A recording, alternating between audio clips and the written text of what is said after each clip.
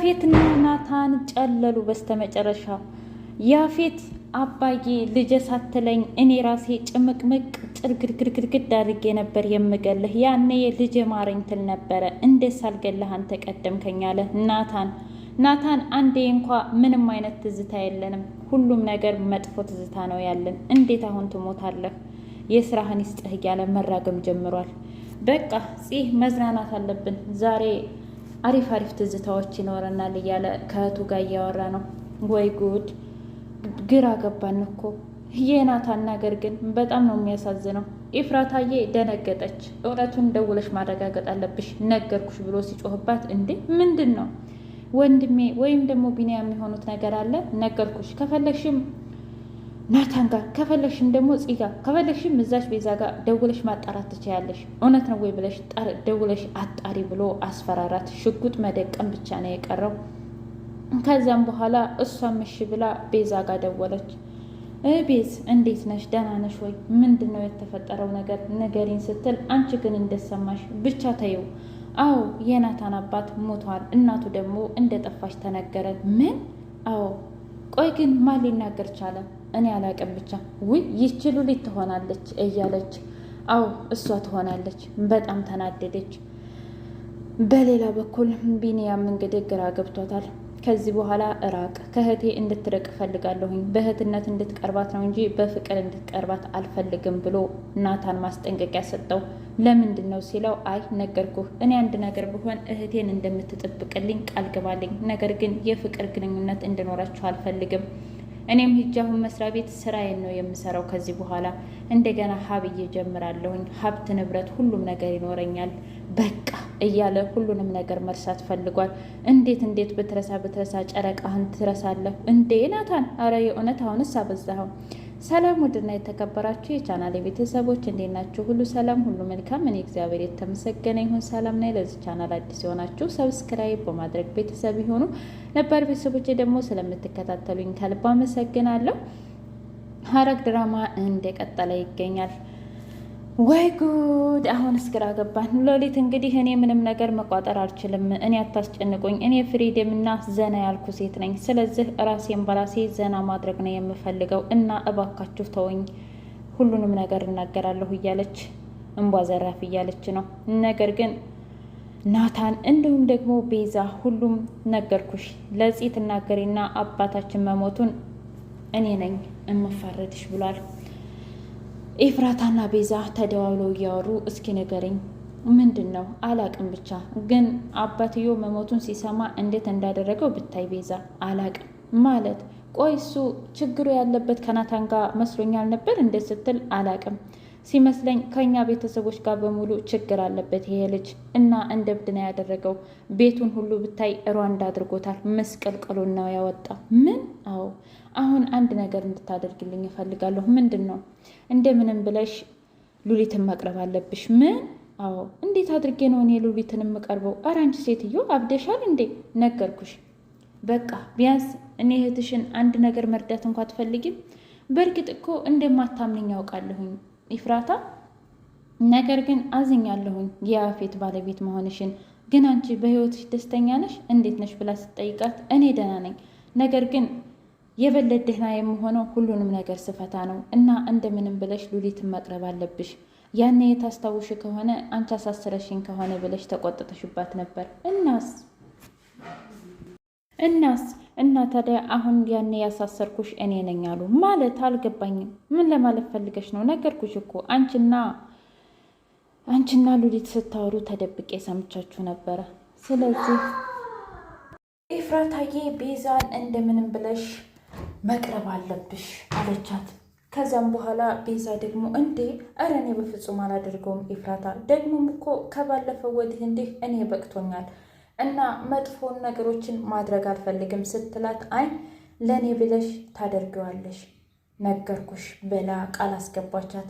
እሷም ደግሞ እሺ በቃ ከዚህ በኋላ ያልሽውን ሁሉ አደርጋለሁኝ እና ምንም ችግር የለውም ብላ ተስማማች። ኤፍራታዬም እሺ ብለው እህታማቾቹ ተስማሙ። የእውነት እንዴት ደስ እንዳለኝ! ምክንያቱም እህታማቾቹ በዚህ ልክ ፍቅራቸው ስለተመለሰ እንዴት ደስ አለኝ። ኤፍራታም ደግሞ አምንሻለሁ ከዚህ በኋላ አማራጭ የለኝም ስላለችም ደስ ብሎኛል። ያፌት እንግዲህ መኪና ውስጥ ሆኖ እያበደ ይገኛል። መሞት አልነበረብህም፣ እኔ ራሴ የነበርኩ መግደል ያለብኝ አንተን፣ አንተ አውሬ እያለ እየተሳደበ ይገኛል። ቢኒያም እንግዲህ ለምንድን ነው እስኪ ንገረኝ የተፈጠረውን ነገር፣ ለምንድን ነው እንደዚህ የምትሆነው እያለ ናታንን መናገር ጀመረ። እንዴ ቆይ ናታን አንተ ግን ምን ሆነህ ነው? እስኪ ንገረኝ፣ እኔ ጓደኛ አይደለሁ እንዴ? ሲቀጥል ደግሞ በዚህ ልክ የምን መውጣት መዝናናት ነው? አባትህ እኮ ሞቷል ሲለው፣ ይኸውልህ ቢኒ እኔ አንተን እወድሃለሁ፣ አከብርሃለሁ እንደ ጓደኛ፣ ነገር ግን ስለ ኢፍራታም እንድታነሳብኝ አልፈልግም። ሲቀጥል ደግሞ ከዚህ ደግሞ መራቅ አለብህ፣ እንደ እህት እንድትቀርባትና እኔ አንድ ነገር ከሆንኩኝ ሁሉንም ነገር እንደምትቆጣጠር ቃል ግባልኝ ሲለው፣ አይ እኔ በፍጹም በዚህ ነገር አልስማማበትም፣ ደግሞም ቃል አልገባልህም። ቃል ማለት እኮ እጅግ ከባድ ነው፣ ስለዚህ በፍጹም አላደርገውም ብሎ እምቢ አለው። እንደዛ ከሆነ እሺ ተወው፣ ለማንኛውም ግን ቆይ አለ። ግን አንተ እንደዚህ ብለህ የምትለኝ ማለቴ አንተ ብቻ እንዳይሆን የገደልከው የወጋኸው ያፌትን ሲል፣ ምን? ኧረ እኔ እዛ አይነት ነገር ውስጥ የለሁበትም። ቆይ አንተ ምን ሆነህ ነው? እንዴት ነው የምታስበኝ እኔን? በቃ እኔም መጥፎ ሰው አድርገህ ነው እንደምታስበኝ? እኔ በፍጹም አላደረግኩትም ብሎ ተናገረ። እሺ ለማንኛውም ግን ያም ይሁን ይህ ነገርኩህ፣ እኔ አልስማማበትም ብሎ ቢኒያም ወደሚሄድበት ሄደ። ያፌትም ናታንም ደግሞ እያበደ ሄደ። ያፌትም ጨልሎ እንደውም አደንዛዥ እጽ እየወሰደ ይገኛል። ስለዚህ እንዴት ነው ግን ቶሎ ያገኘኸው ብሎ ወደ ራሱ ወደ ቀልቡ እየተመለሰ በጣም በብዙ ወሰደ። ከዛ እቤት መጥቶ ኢፍራታን አንቺ ደግሞ ምን ታደርጊያለሽ እናንተ አታላዮች እያለ ሁሉንም መናገር ጀመረ። አንተ እኮ ልጄ ማረኝ እያልክ ማልቀስ ነበረብህ፣ መደንፋት ነበረብህ፣ እንዴት ትሞታለህ እያለ በጣም መናደድ ጀመረ።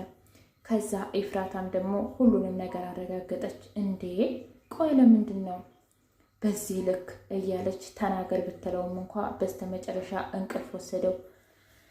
ጽዬ ለምንድን ነው የማይደውለው? ቆይ እኔ ያኔ ረስቼ እንደዛ ሲጠቀምብኝ የነበረው ፍቅር ሳይዘው ነው ማለት ነው? እየተጫወተብኝ ነው ወይስ ደግሞ ፍቅር ይዞት እሱ እኔ ላይ እየተጫወተብኝ ነው? እና ግራ ገብቶኛል። ለማንኛውም እኔን ለማታለል ከሆነ እኔ ጽወዳ አይደለሁም። ስለዚህ ሁሉንም ነገር እጫወትብሃለሁኝ፣ ብቻ ጠብቀኝ እያለች በጣም ተናደደች። በሌላ በኩል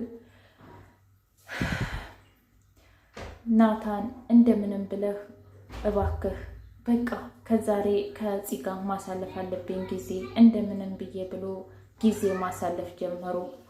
ብታው እየተጫወቱ ቆይ ለምንድን ነው እንዲህ የምታደርገው ብሎ ሲለው እንኳ አይ ነገርኩ እኮ ከእህቴ ጋር ጥሩ ትዝታ እንድኖረኝ እፈልጋለሁኝ፣ ከእህቴ ጋር አሪፍ ነገሮች እንድኖረኝ እፈልጋለሁኝ። ምክንያቱም እኔ አባቴ ሲሞት ምንም አይነት ትዝታ ምንም አይነት ፍቅር የለኝም። ስለዚህ እህቴ እኔ አንድ ነገር ሲሆን እኔም በጥሩና በመልካም ነገሮች እንድታስታውሰኝ ስለምፈልግ አሪፍ ነገሮችን ዛሬ ማታ ማድረግ አለብኝ። ታውቃለህ ከታመመች ወዲህ ምንም ነገር አድርጌም ሰርቼም አላውቅም እያለ በጣም ተዝናኑ።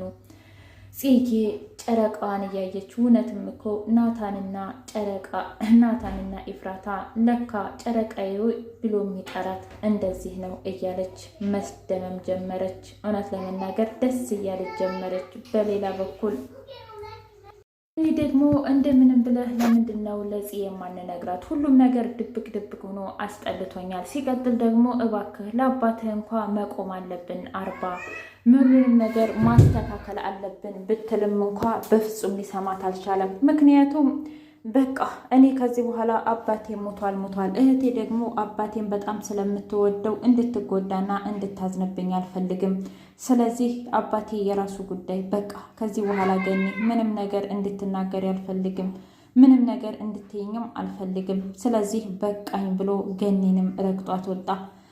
ቢኒያም እንግዲህ ወደ ስራው ተመልሶ ወረቀቶቹን በሙሉ እየከፈተ እያነበበ ይታያል። በሌላ ጊዜ ደግሞ ቆይ አንተ ከፈትከው እንዴ ሁሉንም ነገር ስትል፣ አዎ ሁሉንም ነገር ከእንደገና ከፍቼዋለሁኝ። የያፌትን ጉዳይ ከእንደገና ከፍቼዋለሁ። ስለዚህ ምንም ችግር የለውም። ከዚህ በኋላ እንደምንም ብዬ ኤፍራታንም ሁሉንም ነፃ አወጣለሁ። ይህ ፍቅር የሚባል ነገር መተው አለብኝ። እውነትም ናታን ትክክል ነው። ምክንያቱም ጽዮን ልጅነቷን አልጨረሰችም እያለ ደመደመ። አይገርምም ግን እንዴ